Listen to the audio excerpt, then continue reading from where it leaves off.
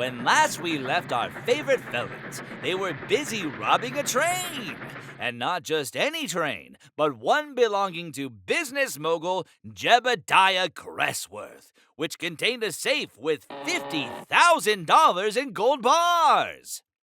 How can you call it a safe when my gold is in such danger? While Fawn worked at cracking said safe, something else cracked up ahead.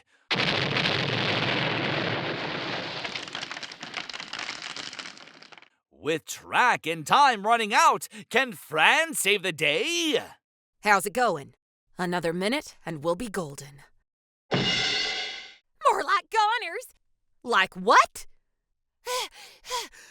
Bridge. Blown. Rails. Ruined. Catastrophe. Certain. Use your words, dear.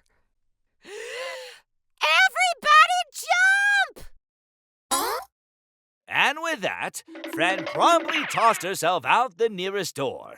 Fanny and Fawn, knowing their friend was dumb but not that dumb, decided to follow in her footsteps. And it was just in time, too, as the train coasted across and then off of Horn Gorge Bridge.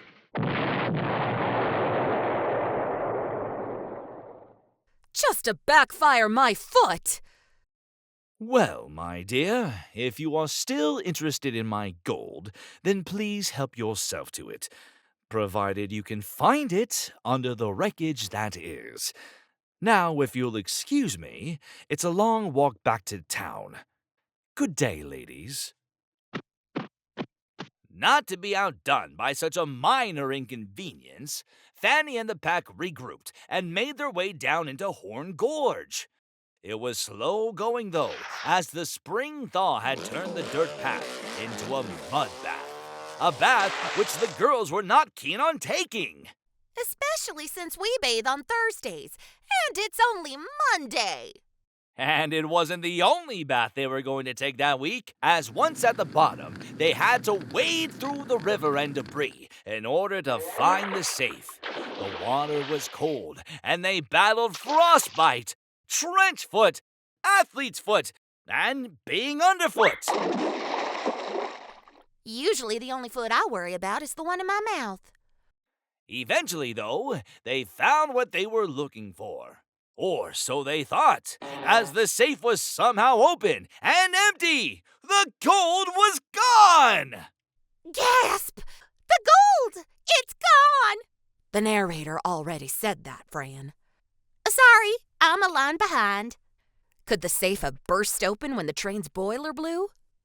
No. See this hole and these burn marks? Looks like it was blown out from the inside. Kind of like when I eat Ferris's chili. Hola, Cap. He trovato alguna cosa. What you find, Philomena?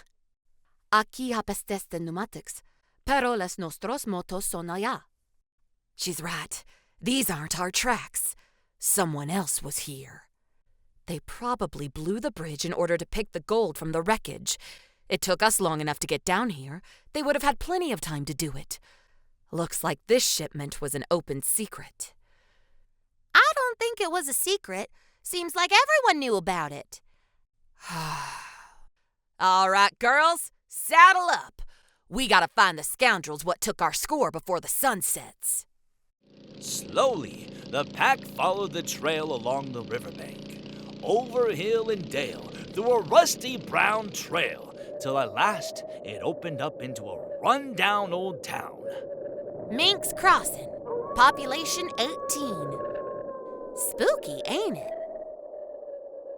The road is too hard-packed to tell which tracks are which. However, whoever it was must have stopped in this town for the night. And the first place anyone goes once they get into a town is the town's saloon. Fanny and the pack will return after these messages. We now return to Fanny and the pack.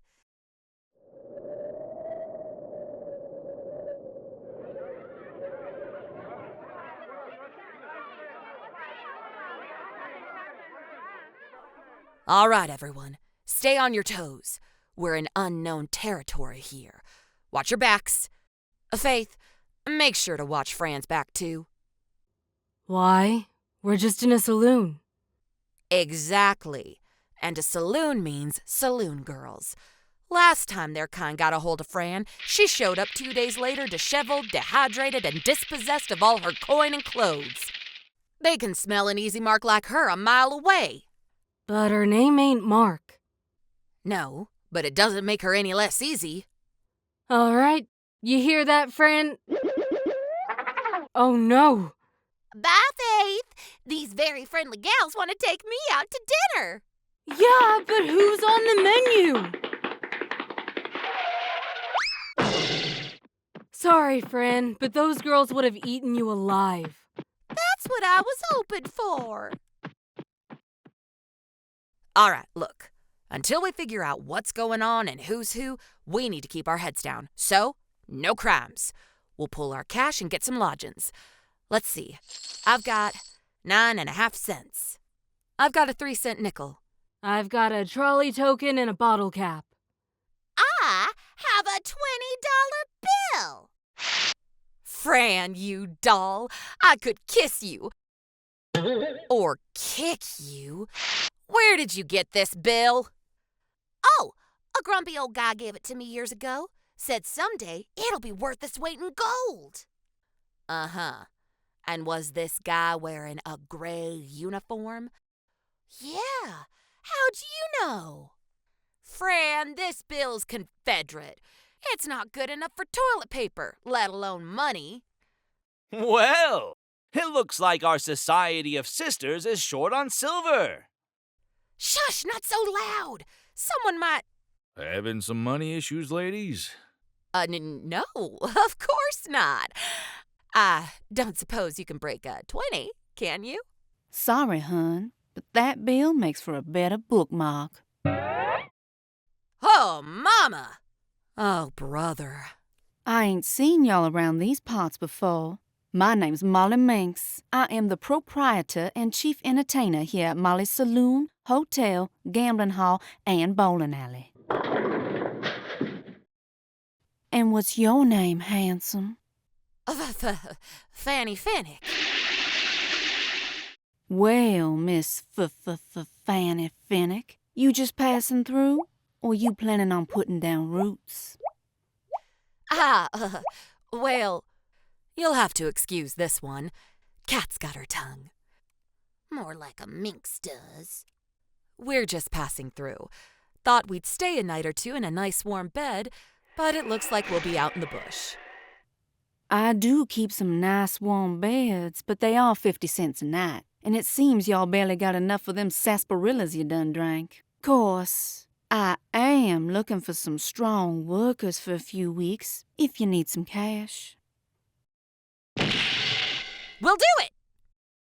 Great. I'll set you all up with some rooms. Make sure you get a good night's sleep, 'cause tomorrow we mine. Mining? Oh, boss, why? Yeah, no doubt about it. That's Fanny Fennick for sure. And it looks like she's sticking around. We gotta tell the boss. It looks like Fanny and Co. will be trading in their bikes for buckets. And their pistols for pickaxes. And just who are these mysterious coyotes? Join us next time for Subterranean Subterfuge. Or Minding Her Own Business.